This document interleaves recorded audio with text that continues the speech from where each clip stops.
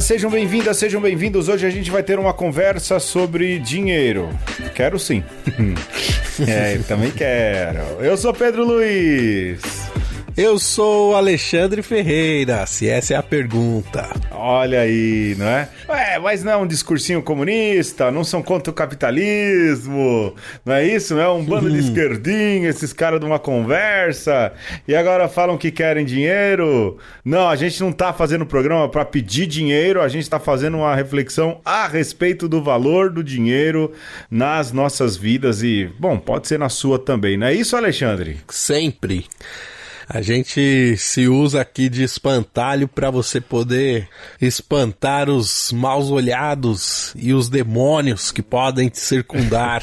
Boa. E um deles é a questão do dinheiro, não é? Mas até a gente chegar no evangelho em que Jesus fala de servir a dois senhores e que não se pode servir a Deus e o dinheiro, a gente vai fazer um grande caminho, mas não sem antes o jogo, Alexandre. Aí, vamos jogar. Vamos à jogatina. Sem valer nada. Sem valer nada. Casa Cincão.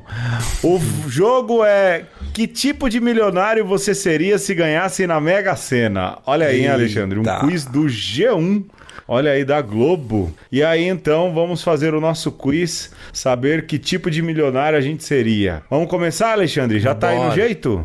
Aqui já tô no esquema. Vamos lá para primeiro então, Alexandre. O que você faria 5 minutos após descobrir ganhar sozinho o prêmio da Mega da Virada? Aí vamos lá, as opções. 1. Sairia com o carro buzinando e gritando: "Eu sou rico!" Jamais. Ficaria em choque sem conseguir acreditar, olhando para a parede por no mínimo 2 horas. Já começaria a fazer uma planilha para analisar como investir o dinheiro, ou compraria uma passagem de avião para qualquer lugar do mundo? Vai, Alexandre. Olha, eu acho que começaria a planilha, mas de como gastar, não como investir. Tá certo, deixa o dinheiro trabalhar pra você, é o que dizem os crypto boys, né? Eu já avisaria a Letícia, falava: olha, faz o passaporte, pega as malas, que a gente vai viajar. Aliás, nem precisa fazer as malas, que lá a gente compra as roupas. Boa, gostei. Boa, eu compraria uma passagem de avião para qualquer lugar do mundo. Show, vamos para 2. Para quem você contaria sobre o prêmio? Para ninguém? Apenas para as pessoas mais importantes da sua vida, como seus pais? Já sairia postando nas redes sociais sem pensar 2 vezes? Para toda a família e amigos, sem exceção, que todos saibam. Eu apenas para as pessoas importantes da minha vida. Sem dúvida, eu contaria só para as pessoas importantes. Redes sociais eu não tô colocando nem quando eu faço alguma coisa, nem uma viagem importante eu não tô colocando. Pois é. Eu tinha planos, Alexandre. Se eu ganhasse os 300 milhões lá da Mega da Virada, eu já tinha as cotas pros parentes, a cota pra você. Olha aí. A cota pro Arsenal da Esperança. Boa. Já tinha a cota pros brothers já tinha tudo, mas não ganhei. Não deu, não foi dessa vez, Alexandre. Puxa vida, seus números foram cabalísticos demais. Tem que ser os números mais improváveis. Muito. Vamos lá, pergunta 3. Você iria preferir viajar em um primeiro destino para um lugar bastante calmo e com a menor quantidade de seres humanos possível, um local em que pudesse refletir sobre o futuro e fazer planos, um lugar em que pudesse comprar tudo que visse pela frente, um destino que pudesse levar todos os amigos e familiares para fazer uma grande e rica festa? Não sei. Olha, eu acho que eu iria para um lugar bastante calmo e com a menor quantidade de seres humanos possíveis. E um lugar bem exótico, inclusive. Olha, eu não queria coisa pra comprar, mas pra comprar é Nova York, né? Eu iria pra um lugar bastante calmo, mas levaria a família. A família, eu digo assim, vai. Meu pai, minha irmã, meu cunhado, minha sogra, meu sogro, meus cunhados ali, a família próxima, né? Fácil. Mas eu vou alugar um lugar bastante calmo, vai, vamos lá. Da hora. Vamos lá, vamos pra 4. Qual o primeiro bem material que você compraria? Um iate? Óbvio. Passaria o dia no shopping torrando em roupas para comemorar? Por enquanto nada. Colocaria tudo na poupança. Uma passagem de avião sem avisar ninguém. Os caras têm uma ideia fixa com o avião, né? Tem. E o iate, né? Eu, por enquanto, nada. Colocaria tudo na poupança, Alexandre. Eu ia fazer ia no shopping pra comprar irresponsavelmente. Não sei se eu compraria... Aí, só com as notas de 100. Não sei se eu compraria tanta coisa assim. Mas eu acho que roupa muito menos. Mas de repente na livraria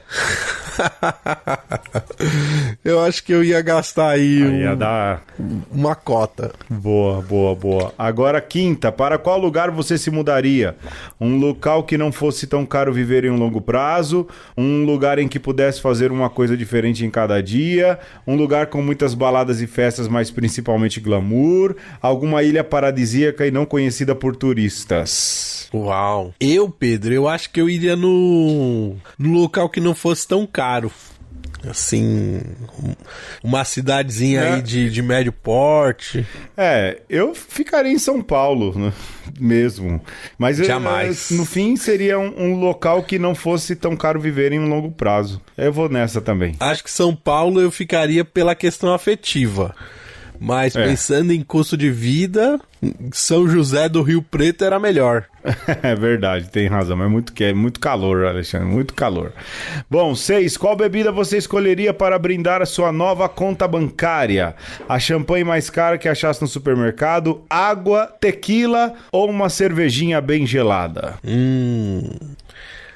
Cervejinha, né? Eu também vou de cervejinha, porque não tem vinho aqui.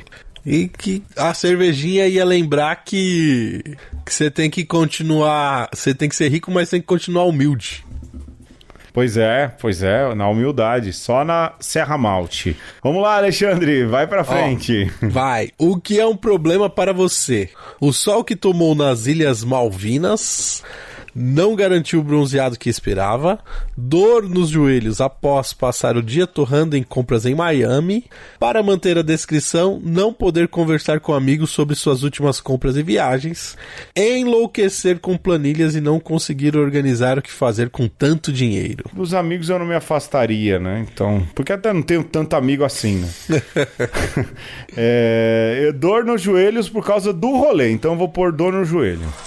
Eu ia ficar bem frustrado com o bronzeado das Ilhas Malvinas, hein? Eu ia ficar boladão. Né? Assim, com as experiências que você achava que ia ser muito top e não foi tudo isso, sabe? Sim. Não, mas eu dou no joelho de aproveitar, de viajar, de andar. Vamos lá, o aniversário da sua mãe amanhã, o que você compraria? Um anel de diamante, reservaria a cobertura de um hotel 5 estrelas em Miami, faria um jantar especial pra ela ou abriria uma conta pra ela e depositaria uma quantia em dinheiro?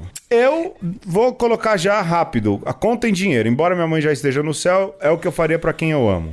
Eu reservaria a cobertura, não sei se em Miami, mas ia fazer isso, reservar uma cobertura no hotel 5 estrelas e falar, vai lá mãe, tira onda, com massagista, com tudo aquelas regalias que se imagina que tem numa cobertura de um hotel 5 estrelas. Vai lá, dona Zéza, aproveita. É isso.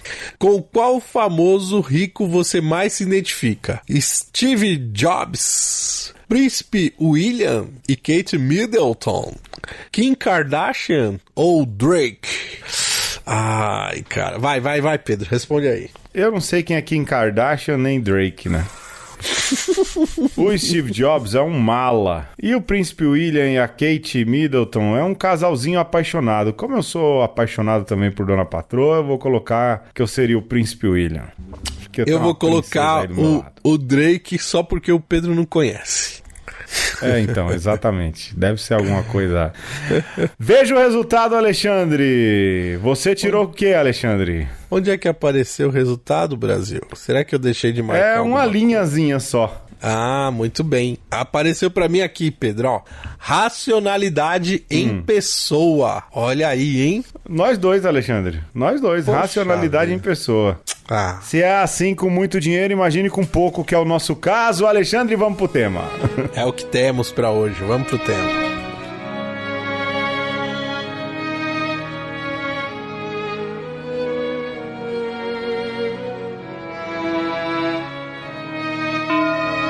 Quando Balzac ou Jane Austen escreveram seus romances no início do século XIX, a natureza da riqueza era, a priori, relativamente óbvia para todos.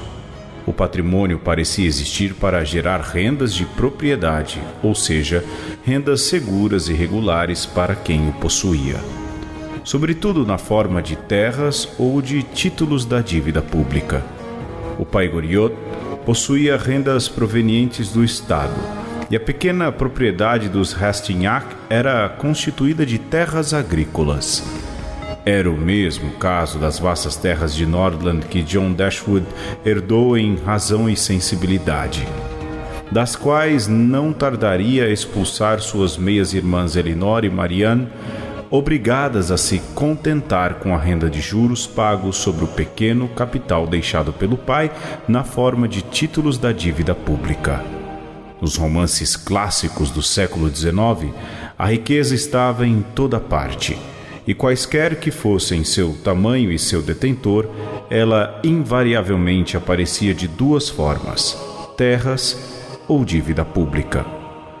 Vistas do século XXI, essas formas de riqueza podem parecer arcaicas, e é tentador associá-las a um passado longínquo e supostamente desaparecido, sem qualquer relação com as realidades econômicas e sociais de nosso tempo, em que o capital seria, por natureza, mais dinâmico.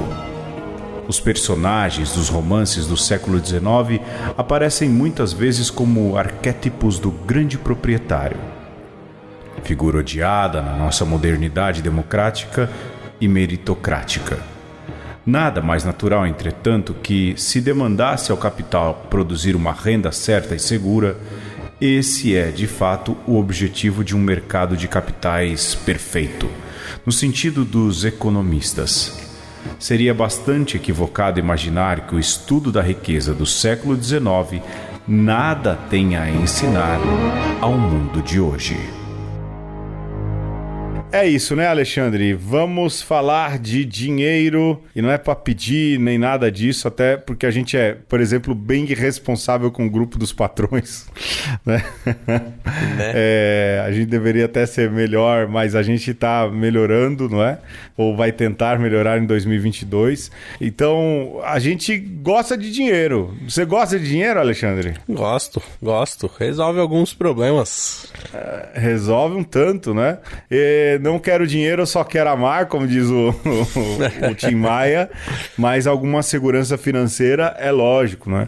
Eu acho que a primeira coisa que a gente podia falar, né, Alexandre, nessa conversa, é o valor que o dinheiro tem. Sim. E em muitos aspectos, né? Lógico, a gente vive numa sociedade de mercado, Michael Sandel lembra sempre disso, né? A gente não vive uma economia de mercado, a gente vive uma sociedade de mercado, onde tudo está à venda, tudo pode ser comprado. E nesse sentido, permeia-se então o lucro, a venda, o valor, a monetização na religião, na vida humana, em todos os aspectos, né? E a gente vive numa sociedade que é voltada para o dinheiro o tempo inteiro. Tudo é medido em quantias financeiras, não é? E quer queira ou quer não, a gente acaba sendo um pouco refém ou escravo, aí depende um pouco das concepções, do fato de que a gente não vive sem o dinheiro, mas que também o dinheiro é algo super valorizado na nossa cultura e no nosso tempo, né, Alexandre? É super valorizado e, ao mesmo tempo, eu enxergo assim, Pedro, ele é cada vez mais abstrato, né? Sim. Porque, assim, se você pensar nas sociedades primitivas, as coisas tinham um valor por si, né? Você pensar lá no encontro dos nossos ancestrais indígenas com os nossos ancestrais portugueses ou europeus, os portugueses chegaram com um espelhinho, né? Assim que a gente aprende na escola, e os nossos ancestrais originais da terra trocavam por ouro. né? E aí, Sim. para aquela sociedade primitiva, o mais importante era a caça, era o alimento, né? Eram outras relações ali que se estabeleciam. E hoje em dia a gente vive o tempo da criptomoeda, né? Que ninguém sabe muito bem o que significa, que é um valor totalmente virtual e com um valor, inclusive, extremamente fluido, né? Que muda muito de um dia para o outro, de uma hora para outra. Então a gente tem, do ponto de vista aí dessa ideia que é o valor monetário, algo que mudou muito durante a história da humanidade e que a gente chega hoje a um grau tal de abstração que a gente pode até se perguntar o que é dinheiro hoje em dia, né? Porque a materialidade está se perdendo cada vez mais. Alexandre, eu perco na cabeça a data em que eu andei com nota de dinheiro na mão. Eu não lembro mais quando eu andei com dinheiro na mão. Assim, para não dizer, eu vendi um violão, né, por conta da mudança de casa, e aí o cara pagou um tanto com dinheiro. Mas aí na mesma hora a gente já depositou, não é? Foi pra conta, essas coisas e tudo. Mas eu não lembro, e falando dessa imaterialidade, a última vez que eu tinha dinheiro na mão. Nem moeda, por exemplo, acho que também a pandemia acentuou essa questão da troca, né, de dinheiro, contato e tudo, mas nem moeda no carro a gente não tem mais. O que me dói bastante, porque tanta gente pedindo na rua e a gente não consegue ajudar, não é? Porque não tem moeda. Aqui a gente acaba usando a tática do lanchinho, né?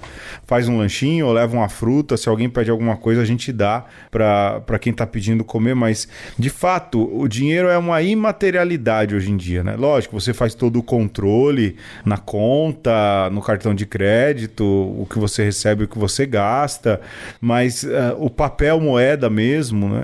Antes se falava de um lastro em ouro ou lastro em dólar. O fato é que a gente já não tem mais acesso ou já não tem essa questão material do papel moeda ou mesmo da moedinha de níquel na mão, né? Isso é o reflexo concreto disso que você havia dito, né? Sim, e assim, quando você para pensar também no que significava essa materialidade, é uma sacramentalidade também, né? Porque você pega lá uma nota de 100 e uma nota de R$2, não é que do ponto de vista material elas diverjam tanto assim, né? São muito parecidas. E como também a proximidade com uma folha de sulfite recortada do mesmo tamanho ali, talvez impressa e tal, né? Sim. Porque no fim a materialidade importa muito pouco. O que importa é o que vale, o valor atribuído, né? Então por isso também é muito valor fácil... de face. E por isso é muito fácil que esse valor se transforme em apenas algo virtual, né? E no fim, o dinheiro hoje, ele diz mais sobre quem o possui do que por ele mesmo, né? Então, você vale o quanto a cifra que tem na sua conta, né? Então, se você tem lá um meio capaz de transferir um valor para outra pessoa, o que importa aí na relação é o quanto você consegue transferir. Né? E não propriamente o dinheiro. Isso acontece até, por exemplo, com crimes atuais, né? As gangues de Pix aí que faz sequestro e vê aí quanto você consegue transferir do Pix e leva em conta que às vezes a gente nem tem, a pessoa nem tem o dinheiro todo em conta, mas tem esses limites de crédito gigantescos que os bancos colocam justamente para atiçar a gente a consumir mais, a gastar mais. Nubank, por exemplo, eu ouço relatos e relatos de jovens que se perdem financeiramente por causa desse autocrédito que às vezes o Nubank dá e o jovem não tem educação financeira, mas aí, para dizer, né? Você identifica quanto a pessoa pode ter de dinheiro, de crédito, de dinheiro excedente que não é dela, e aí a pessoa é classificada pelo quanto pode transferir, pelo quanto pode negociar. mas também é um jeito de atiçar, não é? Esse jeito financeiro que a gente tem hoje, esse jeito de lidar com dinheiro e uma juventude que às vezes... Também. Juventude não, tem gente mais velha também que é deseducada e cai nessas armadilhas e que se perde totalmente, não é? Totalmente, porque é isso, você oferece dinheiro e facilidade de acesso a dinheiro para ganhar mais dinheiro.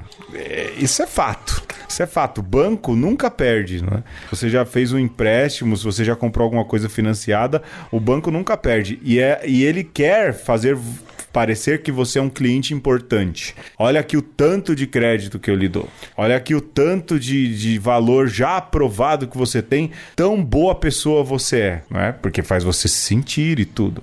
Mas é um jeito do banco também te amarrar e ganhar o teu dinheiro e tirar mais de você, não é? É muito, não é, Alexandre? Quando você falava aí da sociedade de consumo que nós nos tornamos... De mercado também, consumo e mercado. De mercado, de consumo, né?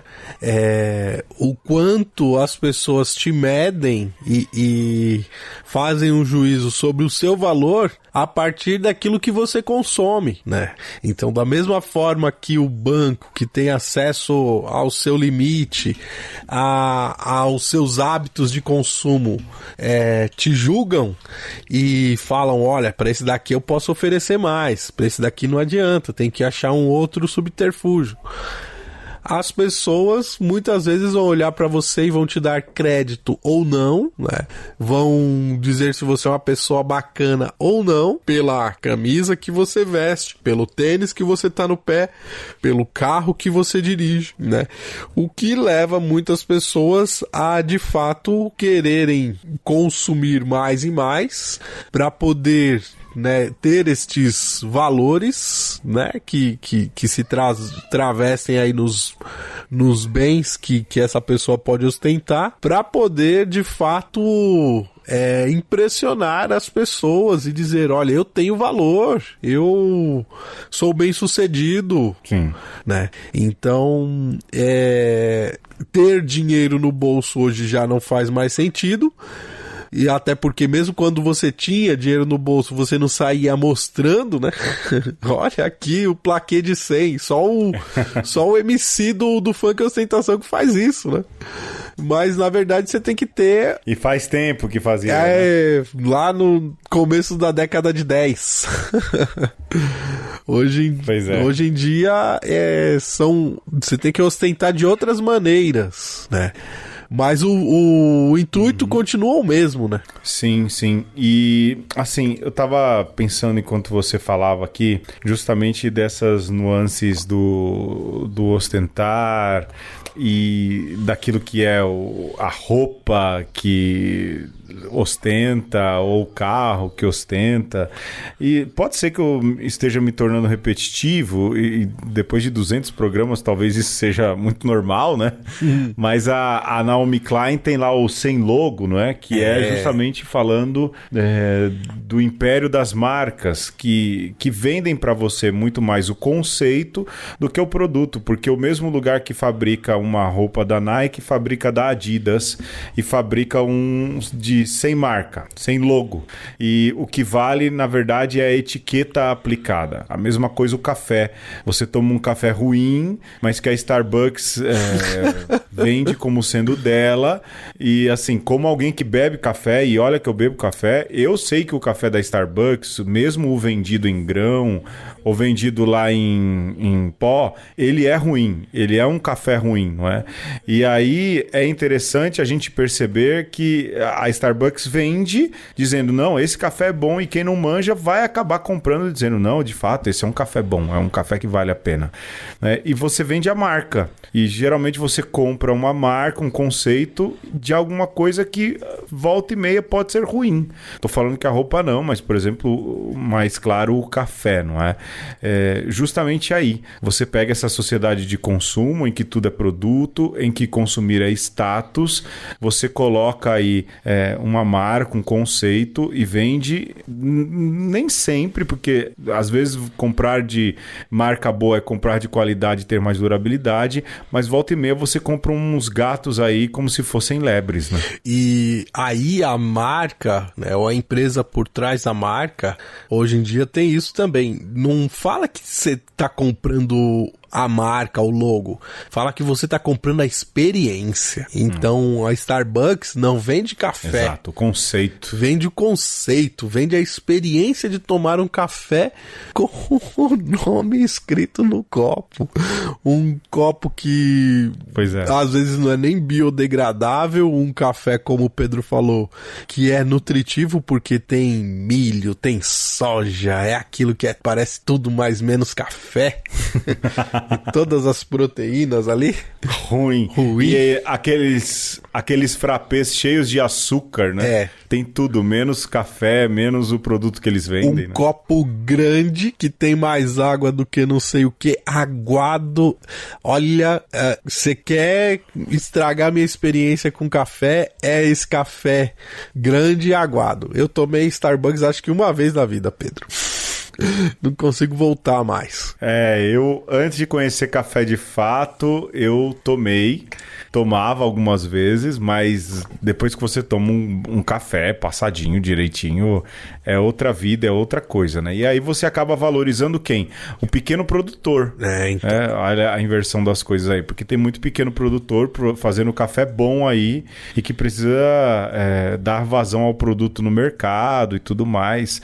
Então mostra aí que essa sociedade sem logo, cheia de venda de produtos e conceitos, acaba gerando na gente uma sanha consumista. Alexandre, a gente poderia falar um pouco sobre como a gente se relacionava com o dinheiro quando era moleque? Pode ser, mas depois dos patrocinadores? Vamos nessa, então.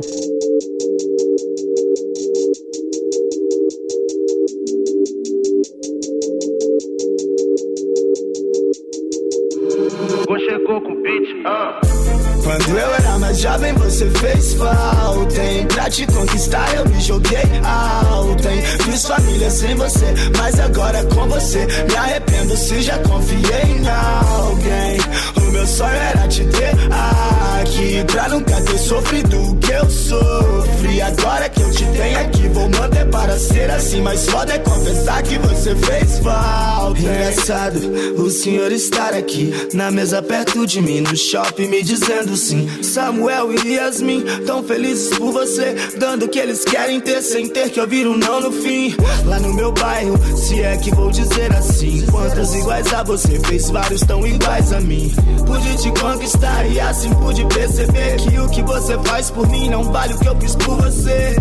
Vi por você alguns amigos mudarem, nesse corre quanto deles morrerem. Eu não te amo, mas te quero, cê sabe que te valorizo mais que você vale. Quando eu era mais jovem você fez falta, hein? Pra te conquistar eu me joguei alto, hein? Fiz família sem você, mas agora com você me arrependo se já confiei em alguém. O meu sonho era te ter aqui, pra nunca ter sofrido o que eu sofri. Agora que eu te tenho aqui, vou manter para ser assim, mas foda é confessar que você fez falta.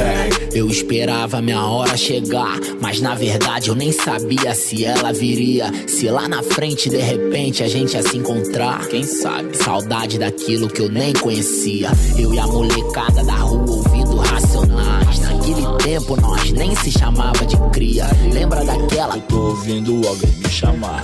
Eu sempre quis ser o que chamava e distribuía. Rapaziada se envolvia, era por tua causa. Várias amizades acabaram por tua causa. Familiares não se falam por tua causa. Se dinheiro não é o mal do século, é uma das causas.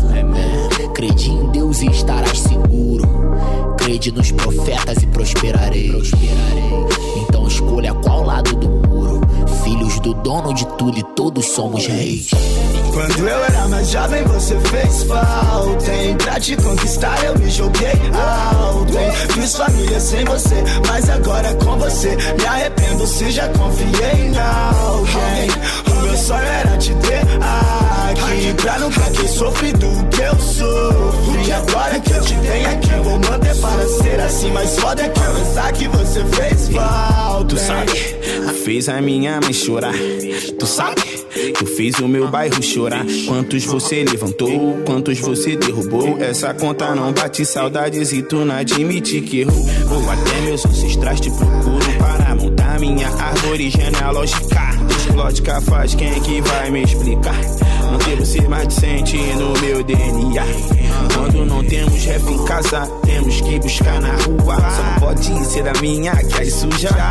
Hey, sonhando com você a todo momento. Eu não sou Neymar, mas saudade do que nós não tivemos ainda.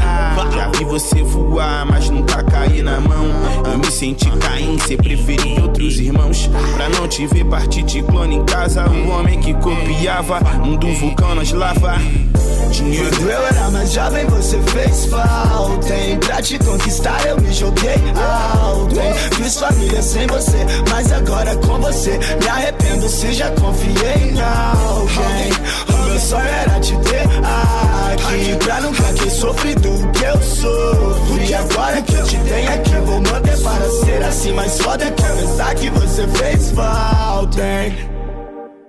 E neste episódio nós estamos falando sobre o valor do dinheiro. E a gente já viajou bastante, né? Falando aí do que é o dinheiro e essa coisa de como é algo abstrato. Mas eu acho que é uma coisa que nos marca, né, Pedro? Tanto a mim quanto a você. Que a gente foi criado aqui em São Paulo, não no berço de ouro, mas muito pelo contrário, nas periferias, né?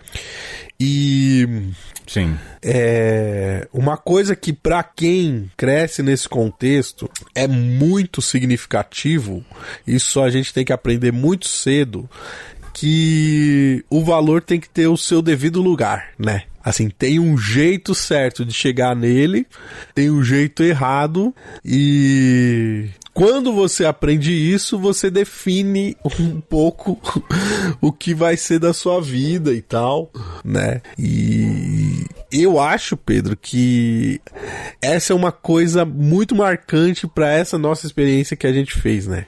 Uhum. Eu vou dizer assim, da minha primeira memória com dinheiro, né? Lógico, moleque de periferia, na avenida maior do bairro, sempre tem uma lojinha com alguma coisa, porque tem, né? E eu lembro de encher o saco do meu pai porque eu queria alguma coisa que vi na loja, não sei o quê.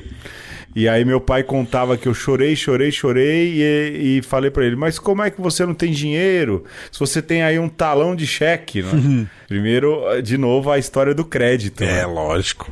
Porque a história, o cheque é um crédito, é uma carta de crédito que te dão. É uma negociação futura. Hoje não existe mais cheque, não é? Mas você aceitar o cheque, mesmo que ele fosse sem fundos, né?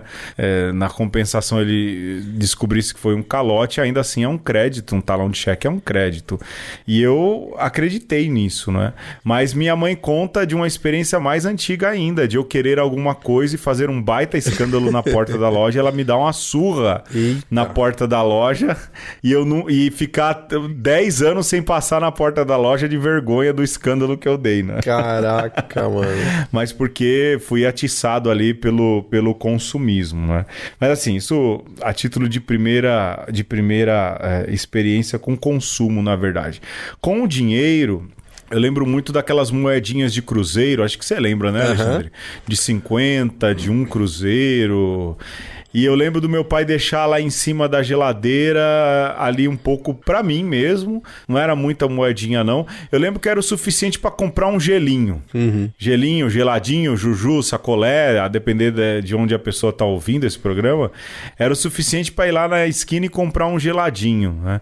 Então era um pouco a questão que eu tinha com o dinheiro ali do meu pai. Nunca tive mesada, nunca tive nada disso, não é? E depois, quando eu era moleque, a gente descobriu aí a questão do trabalho, né? Também ligado ao dinheiro, né? Eu lembro que a gente vendia rolemã velha, achava as rolemã lá no mecânico que tinha do lado de casa. E aí falava, você quer essas rolemã? Não. Aí a gente pegava essas rolemã e ia vender, se não fazia carrinho, né?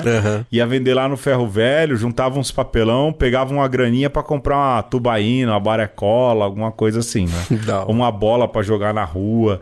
Então, uma coisa que, assim, pelo menos no começo, né, a minha relação com o dinheiro vinha da questão familiar, mas também do correr atrás ali da migalhinha e saber o valor que o dinheiro tem, né? Que ele é sempre fruto de algum tipo de esforço. Sim, pra conseguir alguma coisa, né, Pedro? Sim. Eu lembro que eu tinha mesada. Lembro que quando meu pai, com uma certa idade, eu acho que por volta dos 10 anos do meu irmão, isso significa uns 8 anos meus, meu pai começou a já falar assim, ó, toma esse daqui, administre, que era essa função educativa mesmo pra saber lidar e tal. E essa coisa do também, né, na mais tenra idade do na volta a gente compra, do passar na frente da loja e crescer o olho e muito prematuramente minha mãe falou, olha, nem olha, porque eu não tenho dinheiro e não vou comprar, né? E depois de um tempo já olhar e a mãe ver que você tava olhando assim, falar assim, a gente não tem dinheiro, né, mãe? E você falar, e ela falar, é isso mesmo, e pronto, e segue. E eu sempre fui desligado para essas coisas e tal.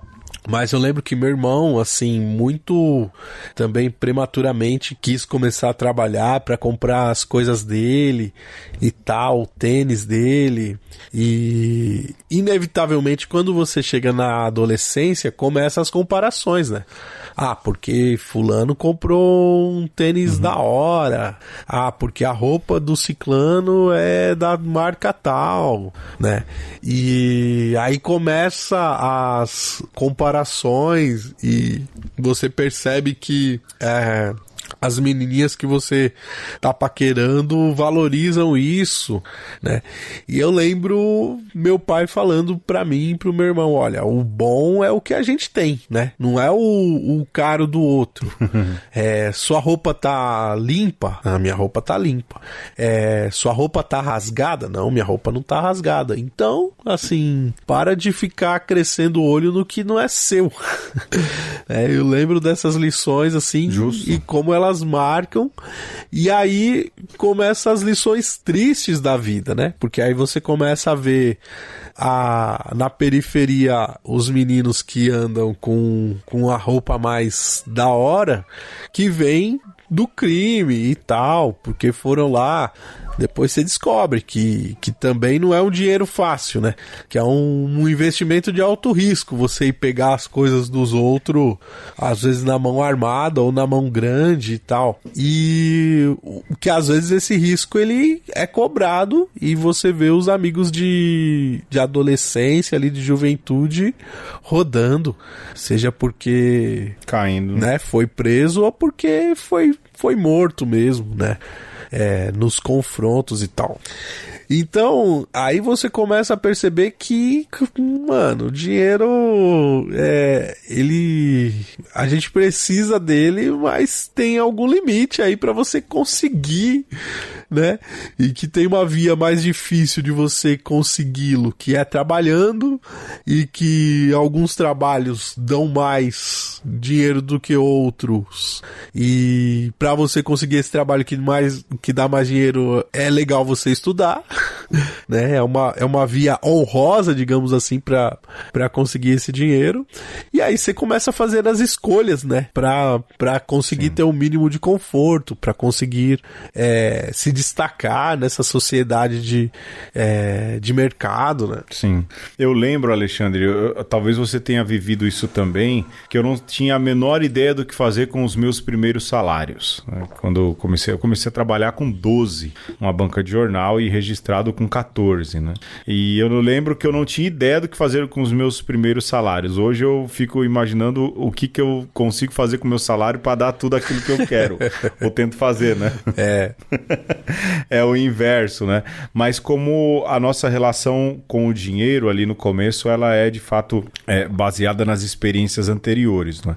Mas eu lembro de ver, assim, muita gente mais abastada do que eu, e isso é muito saudável, não é porque eu sou melhor do que ninguém, não. Eu acho que talvez pelo ambiente em casa, porque eu também nunca vi meu pai, eu não tenho a recordação do meu pai falar assim, o bom é o que você tem. Porque talvez eu também não reclamava muito, não é? Falava, eu quero isso, eu quero aquilo, eu vi o que o outro tem, eu vi o que o outro não tem.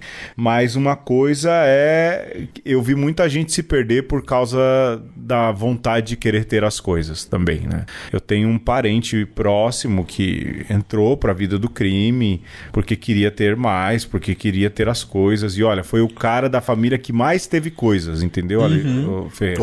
Foi o cara que mais teve coisas. Ele teve tudo, ele teve muito mais coisa que eu. Muito, infinitas coisas mais do que eu. Mas entrou pro crime, né? Não sei o que ele queria mais. Mas eu vi muita gente do meu tempo dançar, rodar por causa de vontade de ter as coisas e entrar pro crime.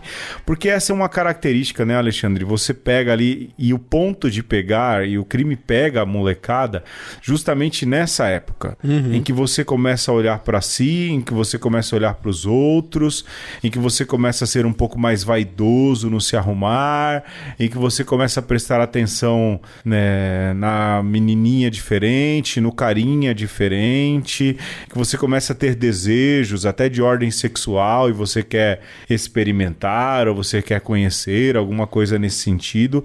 E se você é o moleque pobre da periferia, do pai muito trabalhador, da mãe muito trabalhadora, mas que não consegue dar esses luxos ou algo que te faça sobressair, em geral, se você não tem essa força, essa base, porque tem gente que tem essa força e essa base também acaba indo para onde o dinheiro é, entre aspas, mais fácil, que é o crime, né? Então você vai trabalhar no tráfico, ou você vai tomar dos outros a mão armada, ou mesmo não tendo mão armada, mas coagindo num assalto, né?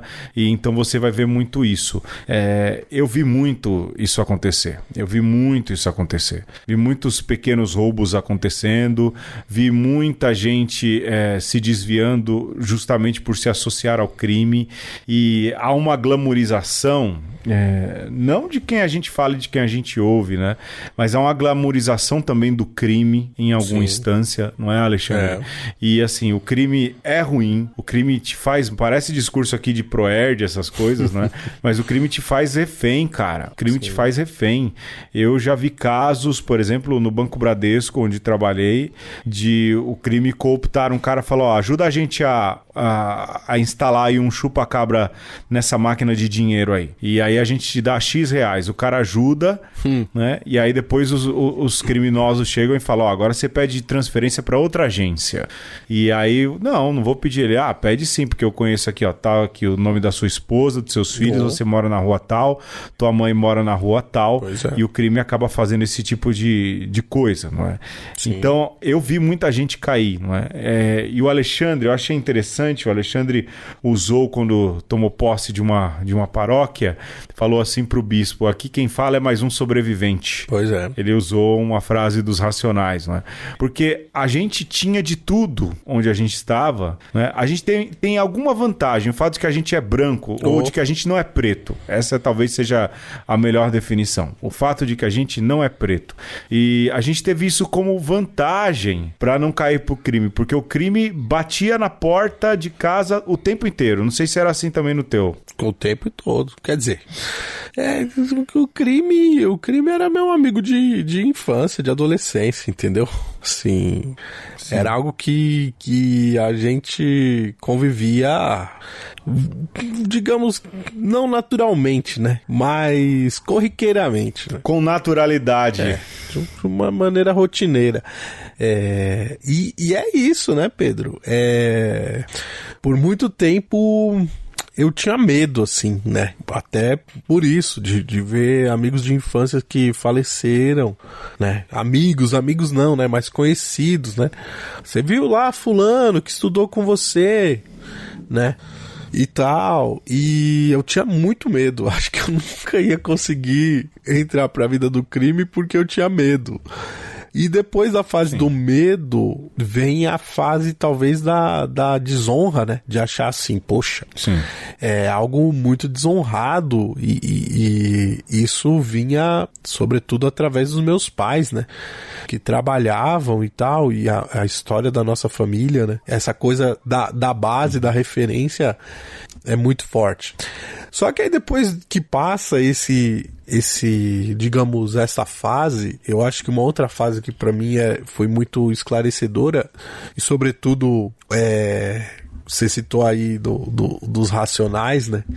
E eu acho que o rap me deu essa outra visão da história, de que de alguma maneira, sobretudo na década de 90, o rap servia como uma crônica da periferia, né? E contava um pouco o outro lado da história. Pra mim, ficou muito acentuado numa determinada frase, ou melhor, numa determinada fase da vida, como que pra você entrar por essa vida, você precisa ter disposição, né? E sem querer glamourizar, porque se você conhece qualquer ladrão que passa dos 25 anos, os caras vão dizer, cara, essa vida não é glamourosa nada, assim, entrei nessa, muitas vezes não consigo sair, mas o ponto é que para algumas pessoas, num determinado momento, parece que a única opção que você tem é essa, e se não for essa, assim, o que você vai fazer? Você vai comer o resto da feira, você não vai... a indigência, né? Você ser indigente. E, assim, sabe, algumas pessoas podem falar assim, então eu seria indigente, né? Mas se você não foi, se você não passou por essa situação, é muito difícil, sabe? Eu me vejo hoje numa posição de, particularmente eu, Alexandre, né? Não consigo condenar quem fez essa escolha fácil, né? Não faria essa escolha e não recomendaria para alguém faça essa escolha. Mas ao mesmo tempo não me vejo na capacidade de dizer para uma pessoa, olha, você fez isso aqui, você tá errado. Acho muito mais fácil você dizer pra quem tá errado, pra você dizer pro cara que vende um tênis de 500 pau, sabe? Você tá errado. Você que incute na cabeça de um moleque de 15 anos que precisa ter um tênis de 500 pau, você tá errado. Muito mais do que o moleque que quer ter. Entende? Então o meu senso hoje de justiça e de honradez, digamos assim, consegue mais passar um pano ou entender as motivações de quem vai por um caminho errado porque não consegue ver alternativa e tem essas pulsões de consumo aí, do que quem fica atiçando, quem fica colocando lenha na fogueira, sabe? Porque assim, Alexandre, a gente volta para aquilo que a gente falava de sociedade de mercado, sociedade de consumo, algo que a gente estava falando lá pelo minuto 25 do programa, não é? E aliás, desde o começo, quando eu citei a Naomi Klein, você instiga o tempo inteiro o jovem, e aí seja ele da periferia, ou seja ele de classe média, ou seja ele um jovem rico, a consumir. Basta a gente olhar aí as redes sociais, cara, o lugar onde essa molecada vive, não é? As redes sociais servem também como um meio de propaganda, ele modula até um pouco as propagandas de acordo com o seu comportamento. Esses dias eu curti a página de um uísque, sabe?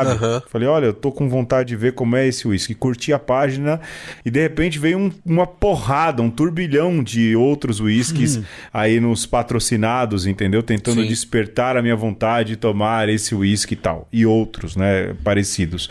Então, se a gente entra nessa dinâmica, imagine os mais novos, os mais jovens. Com certeza. Que querem participar disso, que querem fazer parte dessa realidade e que muitas vezes não conseguem e não veem a menor possibilidade de conseguir.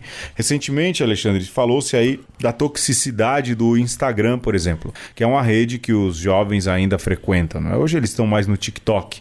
E por que o Instagram havia se tornado tóxico? Porque ele vendia para adolescentes, ou ou ele colocava a imagem para adolescentes de um tipo de corpo, de um tipo de feição, de um tipo de rosto padronizado pelo algoritmo e pelo mercado, e que gerava uma frustração e uma insatisfação gigantesca nessa juventude que não tinha acesso e não via nenhuma possibilidade de ter acesso a essas coisas. E aí depois ficavam deprimidos, alguns até cometiam suicídio. O Instagram tinha um pleno conhecimento disso e tem um pleno conhecimento disso. Estou falando dessa realidade agora. Agora, voltando, falando lá do moleque da periferia, do lugar de onde a gente vem, do Jardim Brasil, do Parque Santa Madalena, não é, Alexandre? Uhum. Que quer ter alguma coisa, quer ter algum tipo de ascensão e vê que o único meio de se ter ascensão ou de se ter alguma coisa, sem muita base, porque o pai não para em casa, porque a mãe tem que trabalhar o tempo inteiro, ou seja, não tem quem o guie, não tem quem o ajude, e mesmo nas igrejas, a questão é sempre o sucesso financeiro, porque essa invasão pentecostal, ela acaba ajudando também nesse tipo de propaganda, não é? É o bem-sucedido, é o que tem dinheiro, ou seja, tudo é dinheiro, tudo é sucesso, e você não consegue, e o lugar mais fácil que vem é esse. Eu também entendo, porque aí o pessoal fala, você está dizendo que é uma vítima da sociedade. Cara, cada caso é um caso, cada pessoa é uma pessoa, mas a configuração social de um cara que se tornou um bandido, que se tornou um ladrão, um sequestrador, um estelionatário, é um roteiro. E eu falo porque eu vi muita história, o Alexandre também. É um drama, né? É um roteiro. Roteiro de um drama. É um drama. É um roteiro de um drama. E é sempre uma série de coisas que vão faltando ao longo da formação dessa pessoa que fazem a pessoa cair no que caiu. Um dia a gente talvez pudesse até chamar aí de novo, né, os meninos lá do Heliópolis, o Sérgio Carlos do Corporação, eles teriam um monte de caso de gente que eles conhecem e poderiam fazer a biografia ali e ver, olha, caiu aqui, a queda foi aqui, a queda foi ali. E se você fizer o paralelo, em geral foi por causa aí dessa sociedade de consumo, desse consumo desenfreado, instigado o tempo inteiro na cabeça dessa molecada, né? Assim, eu entendo até que ponto, né? Que até um certo ponto todo mundo precisa ter dinheiro e precisa ter acesso a alguns bens, né? Então, todo mundo deveria poder se vestir bem, comer bem, né? Poder fazer uma viagem, né? Conhecer outros lugares. E aí, Pedro, quando eu penso nisso, né? No preço de uma roupa boa, no preço de uma comida boa, eu consigo estipular um certo valor que as pessoas poderiam ter tudo isso e ok, sabe? Então, assim, uma margem larga do ponto de vista de valor em janeiro de 2022. Se todo mundo tivesse aí 10 mil reais mensais, né, por família pra gastar, pensando aí numa família como aqui em casa, que nós somos 3 pessoas, daria pra você viver de uma maneira confortável, sabe? Aí você tem que pensar no outro lado da coisa, sabe? Que tem gente que ganha muito mais que isso, né? Que ganha dinheiro que não sabe aonde colocar, e que essa sociedade de mercado, ela vai criando produtos para uma faixa de sociedade, para uma elite, que é exatamente para que essas pessoas possam dizer assim, olha, só eu consigo alcançar esses bens de consumo, né? Então, essas castas não tô nem falando de castas de pessoas, mas castas de produtos, elas acabam determinando o que as pessoas elas precisam ter para ser, né? Então, eu tenho que ter um carro de 500 mil reais, eu tenho que beber um vinho de 11 mil reais para poder dizer que eu cheguei lá. Eu tô nesse extrato social, né?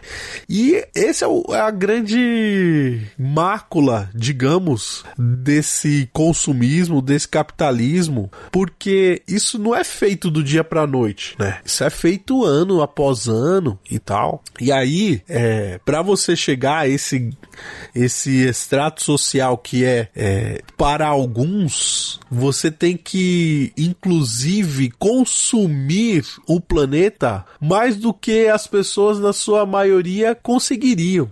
E aí você vai percebendo a perversidade do sistema, né? Então, é duro, porque você não consegue mostrar isso pro jovem da periferia. Não consegue mostrar isso, inclusive, pro menino lá da Faria Lima, entendeu? Que trabalha lá numa empresa que ganha até razoavelmente bem, mas não ganha tanto assim, porque não tá assim no topo do topo da cadeia alimentar da coisa, entendeu?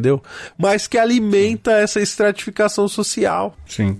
Porque faz o garoto aí da Faria Lima achar que ele é fundamental nessa indústria vital, não é, Alexandre? E, aliás, é o discurso também das empresas hoje em dia, e um jeito de iludir e ludibriar nessa busca aí por valores, por dinheiro, iludir e ludibriar aí também quem trabalha, quando na verdade se esquece que, em geral, o empregador está comprando o teu trabalho para lucrar mais, né? Mas isso aí ficaria para uma discussão sobre trabalho, capital e mais-valia e outras coisas mais. Alexandre, acho que para terminar, a gente voltar aí ou falar daquilo que eu mencionei lá no começo, que é Jesus dizendo que não se pode servir a Deus e ao dinheiro. Tá lá no capítulo 6 do Evangelho segundo Mateus.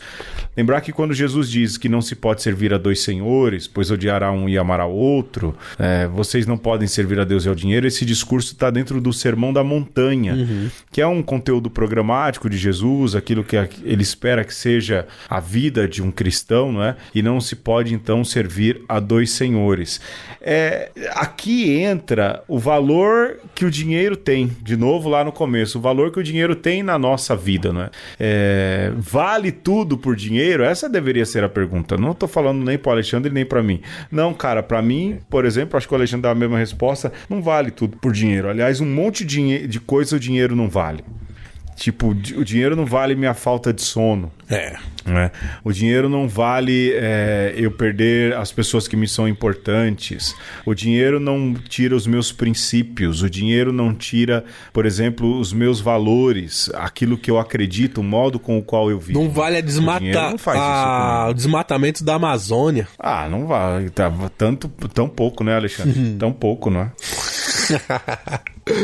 Não vale, né? Assim, quando você começa a pensar naquilo que não pode ser maior do que os seus princípios, você começa a perceber que, para além do capital financeiro, tem que haver aí um capital moral, né? Você tem que ser rico em outros valores, né? Em honestidade, em simplicidade, eu acho que em conhecimento. Você tem que ter um estoque, digamos aí, de boas ações, né? Eu diria que mais do que os reais deveriam valer os seus ideais, e aí talvez eu já esteja sendo platônico demais, mas o ponto é isso, né? Que se você não adquire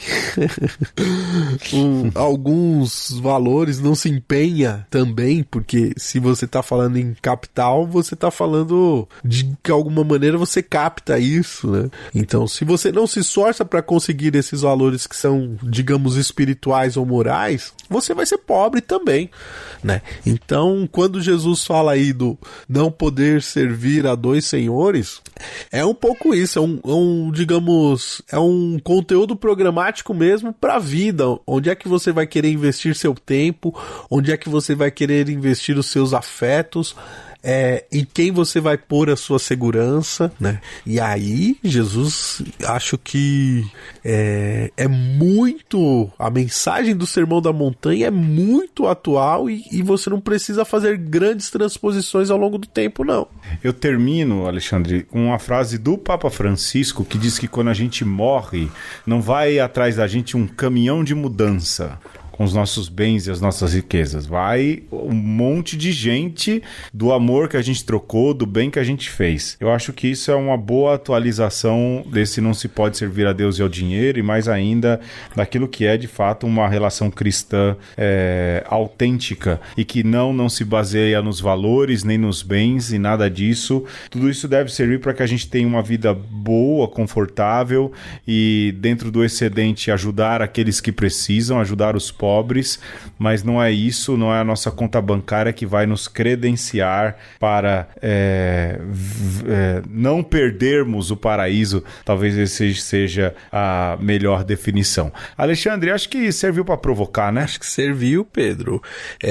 Eu terminaria também, né, dizendo que a partir mesmo da palavra de Jesus no capítulo 6, no versículo 24 ali, né, e seguintes de Mateus, essa coisa de não servir a dois senhores é uma questão de fé e de profissão de fé, né? E é uma coisa que a gente tem que fazer sempre, né? Reafirmar isso: o meu Senhor é o Deus único e verdadeiro, é o Abá que Jesus me apresentou, e não a instituição financeira, e não o valor que o Estado me diz que existe nos reais, ou que os Estados Unidos diz que existe no dólar. A gente tem que relativizar o dinheiro e acreditar nisso também, né? Acreditar que o dinheiro não é absoluto. É uma questão de fé, é uma questão de professar publicamente, mas sobretudo para você mesmo, que o meu Senhor é maior, e muitas vezes ele é antagônico, inclusive, a isso. Sim. Né?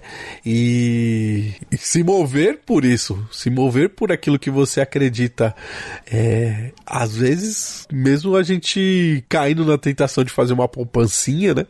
Ou às vezes na tentação de pedir um crédito para uma instituição financeira, né? Crédito, crer, veja que a coisa não está tão longe semanticamente, né? E também não pode estar do ponto de vista das nossas práticas e daquilo que nos move, a nossa conduta e a nossa moral. Dinheiro é bom, quero sim, se essa é a pergunta, mas Deus fez de mim um homem, não uma prostituta. Como diz Mano Brown, que no lugar de Deus fala que é Dona Ana. Alexandre, eu fico por aqui. Você tem mais alguma coisa pra falar?